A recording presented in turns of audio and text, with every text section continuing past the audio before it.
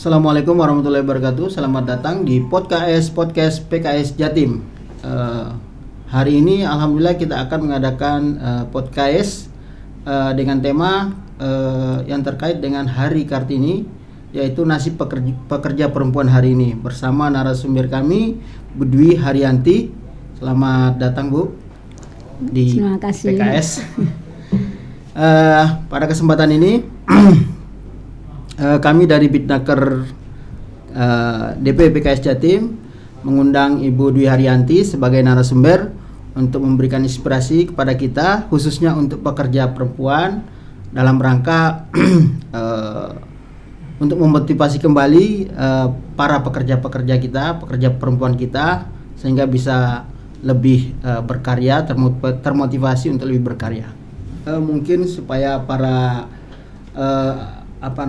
pemirsa kita, pekerja-pekerja kita di luar sana, khususnya di Jatim, mengenal Ibu lebih dekat, kami bisa minta Ibu untuk memperkenalkan secara singkat, perkenalan lah, Ibu memperkenalkan diri kepada pemirsa. Terima kasih Mas Safudin ya. Saya Dwi Haryanti SHMH, pekerjaan sebagai seorang lawyer dan sebagai Ketua Serikat Pekerja DPW PPMI Jawa Timur. Ya, demikian tadi perkenalan singkat dari Bu Dwi ya.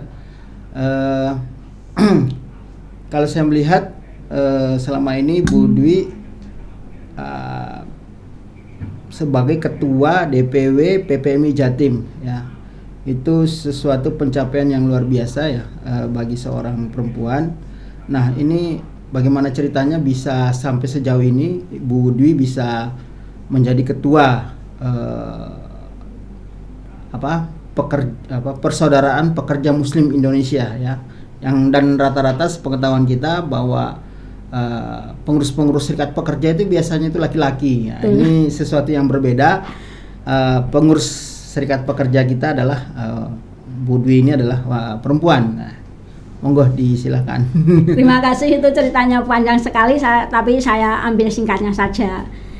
Saya bergabung di Serikat Pekerja itu pertama di PPMI di Jalan Cisedane nomor 5 Surabaya. Waktu itu saya hanya sebagai seorang dimintai tolong sebagai seorang lawyernya, advokatnya. Karena waktu itu terjadi permasalahan pidana, yaitu kasus pom bensin yang dipidanakan, nggak ada lawyer, terpaksa saya diminta untuk beri bantuan, dan di situ saya mulai tertarik tentang ketenaga kerjaan.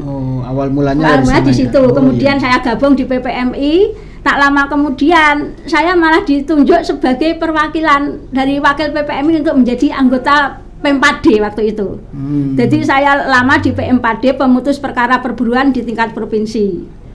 Jadi pengacara saya agak berhenti, walaupun seperti itu. Waktu itu P4D upah minimum waktu itu untuk pekerja itu 700. Saya di anggota P4D itu cuma dikasih upah 1 bulan 500. Masya Allah. Jadi malah di bawah UMK ya. Sedangkan saya harus enggak bisa sebagai pengacara. Akhirnya saya jadi tukang kredit waktu itu. Jadi pengacara tukang kredit waktu itu pengalaman saya. Tapi saya tetap enggak patah semangat. Hidup saya harus bermanfaat untuk orang banyak.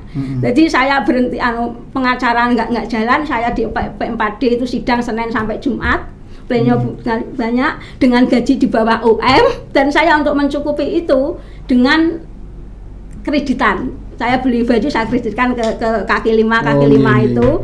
Kemudian dari organisasi ada rasa kok gitu, akhirnya saya dibeli bantuan 500.000 dari organisasi PPMI per bulan. Jadi agak bisa amkan itu loh. Dan waktu itu, setelah itu saya waktu itu belum menjadi apa-apa, cuma pengurus. Akhirnya di tahun berapa saya jadi ketua DPC lama, akhirnya sampai saat ini saya menjadi ketua DPW PPMI Jawa Timur. Tapi sebelum itu ada yang mudah-mudahan itu bermanfaat, ada yang saya berikan masalah itu untuk tim perumus Undang-Undang 13 sama 2. Saya kan termasuk tim perumus dari Jawa Timur yang sampai ke DPR RI ya? Enggak sampai ke Menteri Tenaga Kerja. Waktu di DPR saya di-cut karena terlalu banyak gini. Iya. Jadi kalau waktu di DPR saya sudah tidak dipakai, katanya dari daerah diambil alih Jakarta, tapi nggak apa-apa. Tapi ada lagi yang saya lebih berarti cocok saya di dunia ketenaga kerjaan. Waktu itu kan ada dari ILO. Pendidikan ILO mau diambil kader dari Indonesia itu 2. Satu laki-laki, satu perempuan. Ya alhamdulillah waktu itu saya terpilih. Sebagai kader wanita dari Asia. Ya rencananya saya itu dikarantina di Kanada.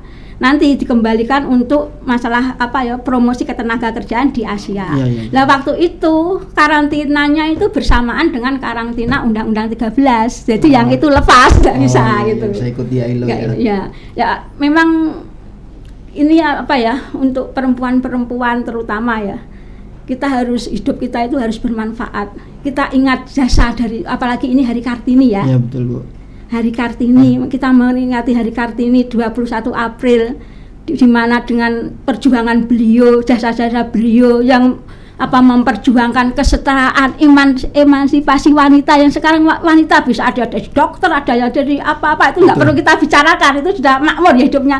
Yang kita perlu kita bicarakan, kita perjuangan adalah pekerja, terutama yang di bawah UM yang normatif nggak perlu dibicarakan, yang nggak dipenuhi. Iya betul. Tapi tetap kan sudah ada peningkatan dari zaman dulu, zaman Raden Ajeng Kartini, di mana penduduk wanita pribumi Indonesia itu seperti ditindas oleh laki-laki karena di kesetaraan hukum nggak ada, pendidikan juga nggak ada. Walaupun anak bangsawan seperti ibu kita Kartini, pendidikan hanya cuma umur 12 tahun. Setelah itu kan beliau dipingit. Iya. nggak boleh sekolah padahal beliau ingin maju kan itu. Jadi ini menarik Bu ya. Iya. Tadi awalnya Ibu tertarik itu karena membela tadi buruh yang terkena pidana ya. Iya, betul. Sehingga naluri kemanusiaan Ibu untuk timbul untuk membantu mereka. Kemudian secara pelan-pelan Ibu kemudian akhirnya terjun secara langsung menjadi pengurus PPMI ya. Langsung terjun di ketenagakerjaan yang kita tahu ketenagakerjaan itu sampai hari ini itu banyak permasalahan ya Bu ya. Betul. Jangankan yang sekarang ini Omnibus Law ya. Sebelum Omnibus Law saja itu sudah banyak kasus ketenagakerjaan. Padahal Undang-Undang Ketenagakerjaan nomor 13 itu sudah menurut kami itu sudah bagus, tinggal hanya mengawasi pelaksanaannya ya. Baik Ibu, luar biasa tadi pemaparannya. Nah terkait tema kita pada hari ini tentang bagaimana era Kartini menginspirasi kita, menginspirasi para pekerja perempuan kita. Nah dikaitkan dengan itu, kira-kira bagaimana nasib pekerja perempuan kita pada hari ini Bu? Ya, terima kasih. Bicara masalah perempuan, emansipasi wanita, kita tentunya tidak lupa dengan perjuangan Raden Ajeng Kartini.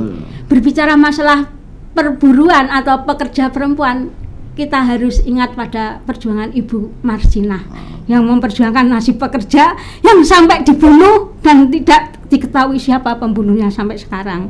Sebentar lagi adalah May Day, Hari Buruh Internasional.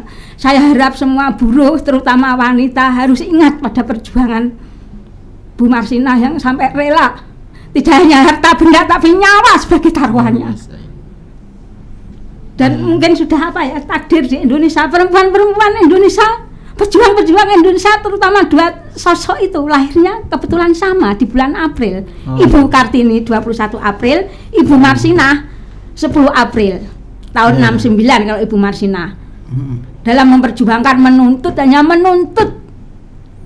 menuntut kenaikan kesejahteraan para pekerja. Waktu itu kan yang memimpin bukan Marsinahnya, tapi teman laki-laki sempat hilang, kemudian diganti oleh Ibu Marsinah. 3 hari beliau menghilang, tanggal 9 ditemukan meninggal di Nganjuk, di tempat kelahirannya.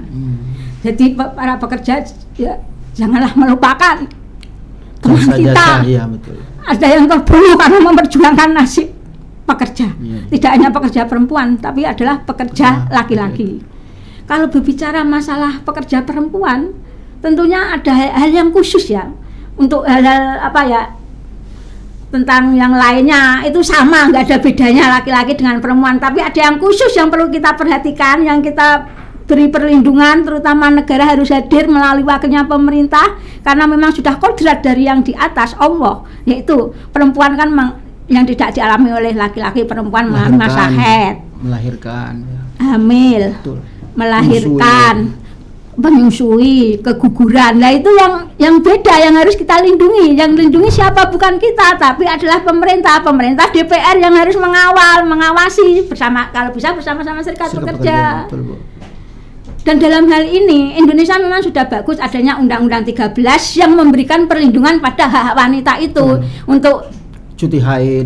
Ada cuti haid. Betul. Walaupun cuti haid nggak masuk istirahat, kan tetap menurut undang-undang itu ada hak upah penuh untuk dibayar oleh pengusaha. Betul, ya. Kalau tidak dibayar ada sanksi pidananya. Lah itu yang pemerintah harus hadir. Kadang-kadang nggak dibayar mau sanksi pidana, pemerintah nggak hadirnya nggak sungguh-sungguh. Padahal itu kan seharusnya tugas pemerintah untuk pidana itu ada sanksinya, seperti cuti melahirkan ya tetap dilindungi undang-undang ya.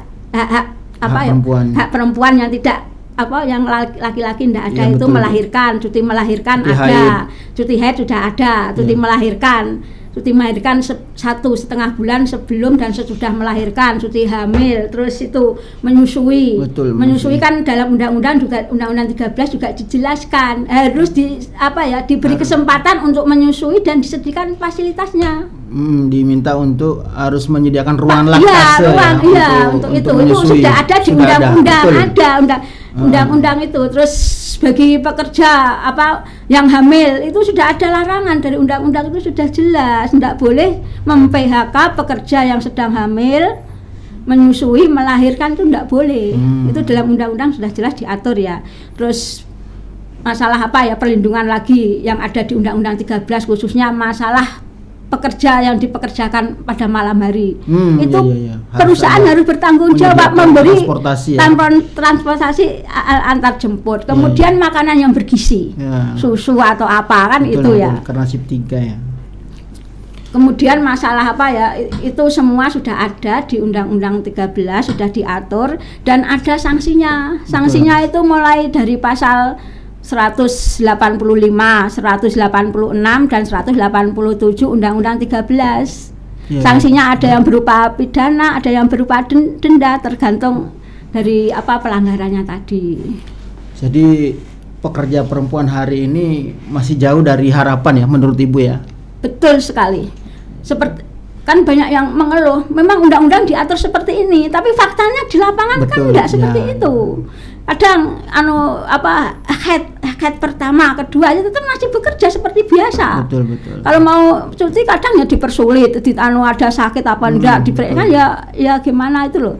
Bahkan kalau haid itu kadang pihak perusahaan itu ada yang minta surat keterangan dokter. Lah itu kan enggak secara dalam faktanya itu sulit. Terus faktanya ya di undang-undang ya, kalau mempekerjakan pekerja wanita di malam hari, itu kan harus disediakan transportasi antar jemput. Faktanya kan enggak. Memang ada yang iya dan ada yang enggak. Ada yang perusahaan baik ya. Kita kan tidak menutup semua perusahaan seperti enggak. Ada juga yang baik. Ya kita abaikan yang baik, kita soroti yang enggak baik itu. Dan di situ perlu pemerintah untuk hadir di situ membela nasib betul-betul perlindungan yang ada di Undang-Undang 13 itu harus terwujud. Tidak hanya sebagai kata-kata mutiara yang indah saja kan gitu. Itu adalah tugas. Kalau saya dari pemerintah ya saya saya enggak ya mau gimana lagi. Jadi kita tetap memotivasi teman-teman pekerja perempuan ini tetap semangat ya. Semangat dan berani. Dan berani nanti kalau memang itu tidak dilaksanakan oleh perusahaan, tolonglah saya menghimbau juga para pekerja kan mungkin bisa datang ke PKS atau ke tempat saya kan kalau bukan anggota kadang ya, tapi saya kan nggak masalah Bu ya, kan saya juga lawyer kan gitu, betul. Jadi tetap bisa siap kita membantu pekerja Bu ya. Ya alhamdulillah untuk kasus PPMI jarang yang sampai terjadi yang justru yang banyak ke saya itu yang bukan anggota. Gitu. Kalau PPMI ya kemarin ya di PHK saya surati ya langsung disuruh masuk kerja lagi. Jadi jarang kalau PPMI. Tanda tangannya ampuh Bu ya. Justru yang sampai sidang sampai apa itu dari bukan anggota saya.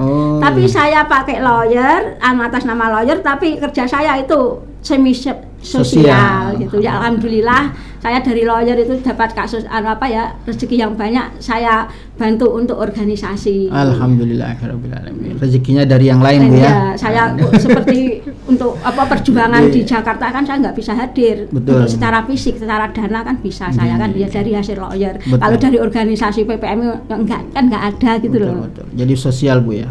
Ya untuk sanggup di akhirat. Alhamdulillah, amin ya rabbal alamin. Harapan kita semua. Iya, amin. Ya. Jadi memang kalau kita lihat paparan Bu Dwi tadi pekerja perempuan kita ini masih jauh dari perlindungan, kesejahteraan.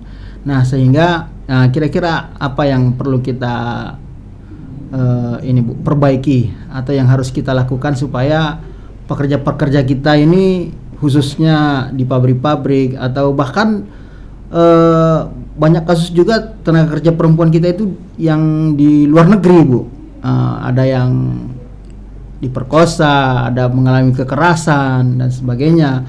Nah ini juga bagian dari perhatian buat kita semua gitu, khususnya pekerja perempuan, karena memang pekerja perempuan itu memang lemah begitu ya.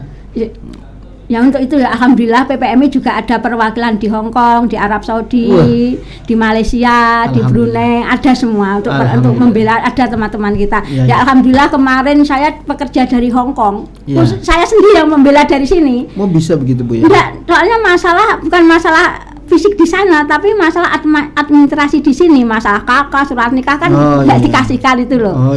Alasannya gini, akhirnya saya kerjasama dengan Disnaker provinsi menyerahkan ini untuk ahli warisnya, akhirnya selesai. Namanya Saniem, pekerja dari Hong Kong. Beliaunya teman-teman dari Hong Kong ya pengen ketemu saya nanti. Ini untuk para pekerja di Hong Kong, Saudi, Bu Dwi ada di Jawa Timur, siap membantu advokasi ya. PKS juga insya Allah siap membantu advokasi. Lanjut Bu, monggo. Kira-kira apa yang bisa kita lakukan untuk memperbaiki kondisi pekerja perempuan kita saat ini? Untuk perlindungan pekerja perempuan kan sudah jelas ya, sudah diatur dalam Undang-Undang 13. Betul. Dan itu bagus. Dan menurut Undang-Undang Cipta Kerja itu tidak dihapus. Masih berlaku. Iya. Jadi kan kalau itu dilaksanakan sudah bagus, dan perusahaan kebanyakan itu enggak mau melaksanakan secara sukarela. Nah, itu perlu saya sebagai seorang ketua serikat pekerjaan, jenengan sebagai seorang wakil rakyat. Siap. Dari PKS maksud saya. Ya. Terus dari pemerintah, marilah kita bersama-sama kalau undang-undang itu bisa khususnya ini kan bicara masalah pekerja perempuan itu bisa dilaksanakan, insya Allah nggak ada keluhan untuk pekerja wanita di Indonesia.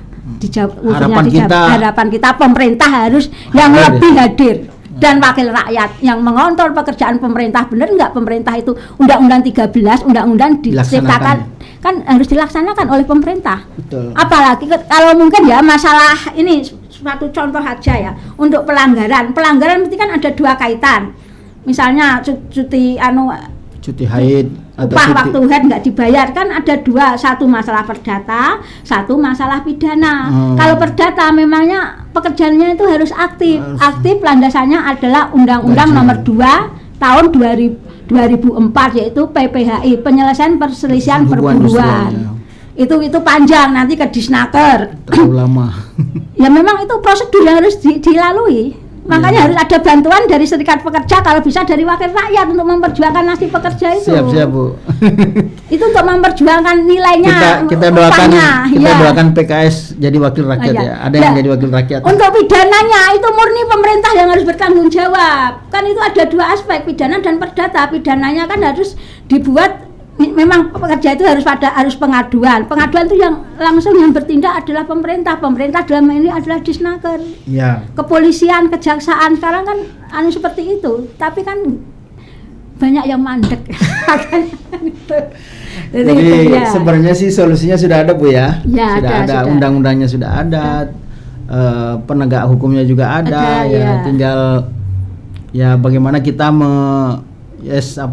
bekerja sama begitu ya, pihak kepolisian, pemerintah, Disnaker dalam hal ini, kemudian wakil rakyat ikut mengawasi jalannya undang-undang tersebut begitu ya. dan permohonan kepada Disnaker ya, terutama pegawai Disnaker, tolonglah, ini undang-undang ketenagaraan adalah perlindungan kepada tenaga kerja, tolonglah dibantu pekerja walaupun tanpa pengacara, tanpa serikat pekerja. Saya itu tidak membedakan itu masuk serikat pekerja apa atau enggak saya pikir, yang penting dia itu pekerja, perlu kita bantu kan gitu.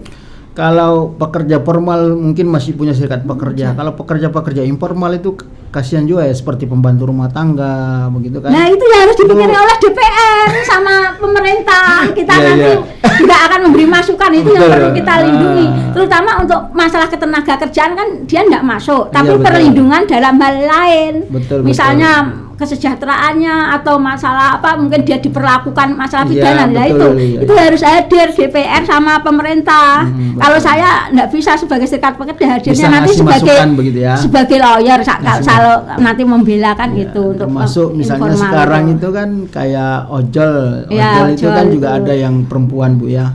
Ada ojol perempuan. Nah iya betul, sehingga kita butuh kehadiran negara untuk memberikan perlindungan begitu ya. Soalnya gini loh Mas, perempuan itu aslinya pekerja yang tangguh loh daripada laki-laki loh, maaf. Loh, kalau perempuan ya sudah bekerja, dia membantu suami, dia harus beres-beres di rumah tangga. Kalau laki-laki kan enggak, ayo lebih tangguh itu.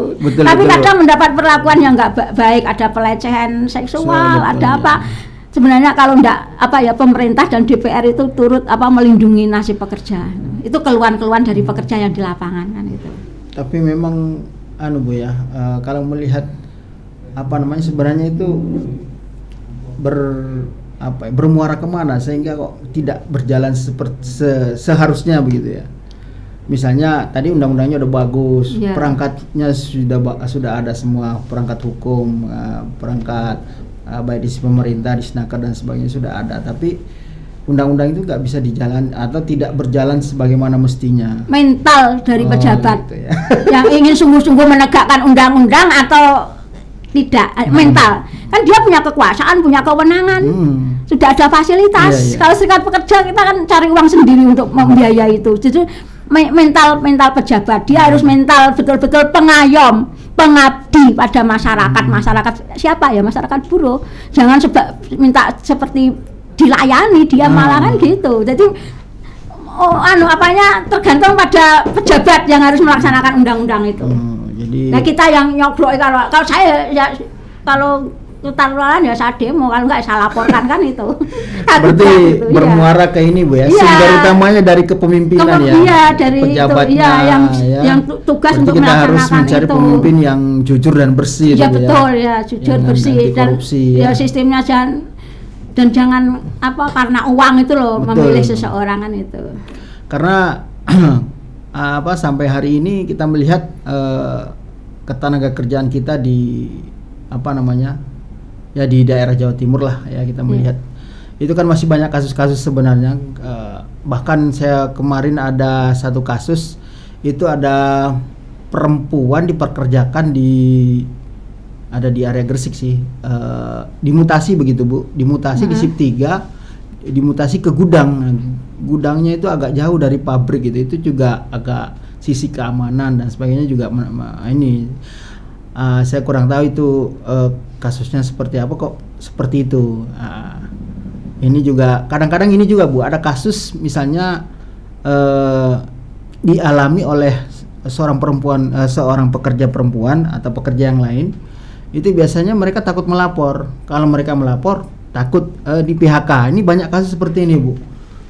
Misalnya terkait dengan jam kerja, terkait ingin melakukan ibadah dan sebagainya. Ini mereka takut melapor, apalagi posisinya misalnya dia posisi kontrak kerja gitu kan. Sekarang kan lagi marak memang outsourcing itu ya. Nah sehingga ketika ingin melapor atau misalnya minta bantuan advokasi begitu, mereka takut karena mereka takut dipecat dan sebagainya. Ya ini mungkin gimana menurut Ibu Dwi? Iya benar, banyak sekali pekerja yang dia merasa melapor takut untuk di PHK karena kita maklum ya keadaan ekonomi. Betul, tapi perlu kita siasati, pekerja kan tidak hanya satu. Kalau saya gitu sudah saya betul-betul saya tarik, kamu siap berjuang apa enggak? Kita kan banyak ya pekerja, kan ada mungkin satu perusahaan itu ada 10 orang, ada 3 yang nggak siap bekerja, biarkan, kita nggak bisa memaksa karena kondisi ekonomi orang kan macam-macam. Kita cari orang yang siap.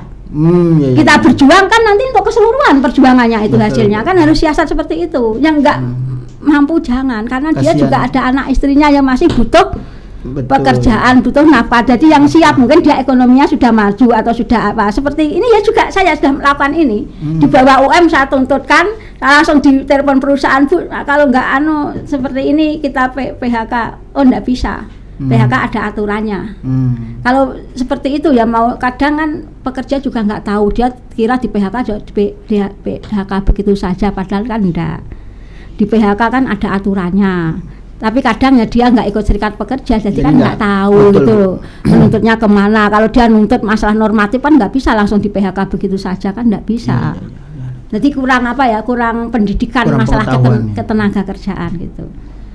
Jadi untuk pemirsa para pekerja buruh baik yang laki-laki dan perempuan, kita harus meningkatkan pengetahuan kita supaya bisa minimal ya mengadvokasi diri kita sendiri atau kita berjuang bersama-sama.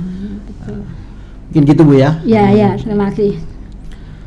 Baik, luar biasa pemaparan Bu Dwi dari berbagai macam sisi. Ini juga yang agak sulit bagi kita adalah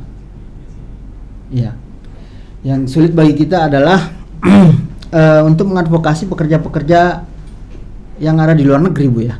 Yang ada di luar negeri. Nah, kebetulan untuk PPMI tidak ada masalah. Kita sudah ada perwakilan PPMI di luar negeri, perwakilan luar negeri di Arab Saudi ada lah. Kita nanti kalau ada permasalahan kita selesaikan dari perwakilan kita di sana. Kalau ada kesulitan baru kita seperti saya DPP itu terbang ke sana untuk membantu. Jadi sudah ada untuk PPMI tidak masalah, bisa membantu. Sudah ada perwakilan di Hong Kong, di Malaysia, di Brunei, terus di Taiwan, di Arab Saudi ada. Jadi memang Bu ya, sangat care ke tenaga kerjaan, betul ya. Kemarin ya bisa memulangkan yang di sana sakit, kita pulangkan daerah Banten, daerah Jember, banyak yang kita kalau di daerah Jawa Timur banyak Bu ya pekerja banyak di sana jadi pemimpin semua di sana. Alhamdulillah. Nah, rencana kemarin kan kalau nggak ada corona, kita keluarga besar PPMI mau umroh, disediakan fasilitas dari sana. Cuma bayar pesawatnya saja, rumah sama makan sana yang nanggung PPMI di Arab Saudi. Nah, kebetulan terus corona itu. Oh gitu ya. Iya. Jadi kiprahnya PPMI ini sudah sampai ke luar negeri Bu ya. Alhamdulillah sudah dirasakan manfaatnya para pekerja-pekerja kita yang di luar negeri, karena ternyata kalau saya mengamati itu banyak tenaga kerja kita terkait misalnya administrasi, misalnya visanya habis, paspornya dan sebagainya. Penahanan data ijazah apa kan enggak yang ditahan. Nah, kemarin saya menyelesaikan itu di Snaker provinsi ini. Orangnya pekerjanya dari Jember tapi orangnya kan masih di sana Taiwan. Jadi anaknya akhirnya sudah dikembalikan, alhamdulillah. Mungkin ada pesan-pesan dari Bu Dwi untuk para pekerja perempuan yang saat ini masih berjuang ya, yang ada di pabrik, yang jadi buruh migran di luar negeri, di Hong Kong, Taiwan, Saudi, yang pada hari-hari ini masih sangat berjuang untuk ya menghidupi keluarga mereka di tanah air, bagi yang bekerja di luar negeri, juga yang mungkin saat ini bekerja di pabrik-pabrik ya. Kira-kira apa pesan-pesan Ibu untuk memotivasi mereka, menguatkan mereka untuk tetap berkarya? Pesan-pesan saya terutama untuk pekerja migran yang di luar negeri, saya salut untuk mencukupi kebutuhan ekonomi sampai harus meninggalkan negara di sana mencari nafkah untuk menghidupi keluarganya. Saya acungin jempol, betul-betul wanita yang hebat, rela pergi ke luar negeri untuk bekerja. Tolong itu juga diperhatikan oleh pemerintah. Nasib. Kemudian untuk pekerja di pabrik, teruslah berjuang sesuai dengan undang-undang yang berlaku, bekerja yang giat karena bekerja adalah suatu ibadah. Berjuang tidak membutuhkan hasil, yang penting kita berjuang sama Allah, tidak ditanyakan hasil. Apa yang kamu lakukan di dunia ini? Tetap berjuang, semangat. Ingat pada perjuangan Raden Ajeng Ayu Kartini, jangan disia-siakan. Ingat pada perjuangan Marsina, harus kita lanjutkan. nggak ada artinya perjuangan kita dibanding perjuangan mari berjuang bersama. Saya juga akan berjuang demi kesejahteraan nasib perempuan Indonesia, terutama untuk perempuan-perempuan yang bekerja di pabrik-pabrik. Yes, luar biasa motivasi dari Bu Dwi Haryanti. Mudah-mudahan bisa menjadi inspirasi bagi pekerja-pekerja perempuan yang ada di pabrik, juga pekerja-pekerja migran yang ada di luar negeri. Kita mendoakan pekerja-pekerja perempuan kita tetap semangat berjuang mencari nafkah, dan tetap berjuang ikut berjuang mengadvokasi diri sendiri maupun teman-teman yang seprofesi ya. Dan untuk kemajuan ekonomi Indonesia apalagi betul. dalam masa pandemi seperti ini. Bahkan saya mengetahui bahwa ternyata buruh migran itu penghasil devisa negara juga, Bu. Betul, penghasil devisa Bahkan negara. lebih besar daripada migas. Betul, iya. Luar biasa. Pahlawan devisa itu. Pahlawan devisa. Iya. Jadi luar biasa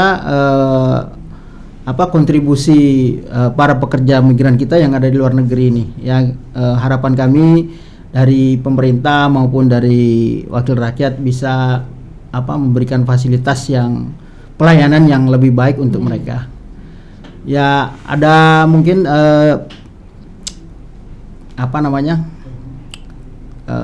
closing statement dari Bu Dwi sebelum kita tutup. Ya, saya tetap tadi pemerintah harus hadir untuk menegakkan undang-undang, terutama dalam hal ini dalam rangka Hari Kartini, undang-undang yang pasal-pasalnya adalah melindungi wanita. Pemerintah harus hadir dan melaksanakan itu terwujud, jangan hanya sebagai kata mutiara. Yes. Terima kasih Bu atas penjelasannya, pemaparannya yang luar biasa. Kita dengarkan tadi, mudah-mudahan menjadi inspirasi bagi kita semua, utamanya khususnya para pekerja perempuan yang ada di pabrik-pabrik maupun yang ada yang menjadi buruh migran ya di luar negeri. Mudah-mudahan menjadi inspirasi bagi kita semua. Demikian podcast kita pada pagi hari ini, mudah-mudahan memberi manfaat untuk kita semua. Saya ucapkan terima kasih kepada Bu Dwi Haryanti SHMH yang telah bersedia meluangkan waktunya untuk berbagi ya, untuk memberi inspirasi bagi kita semua, supaya kita tetap bisa berkarya, khususnya pekerja perempuan kita ya. Demikian, saya kalau ada kekurangan mohon maaf.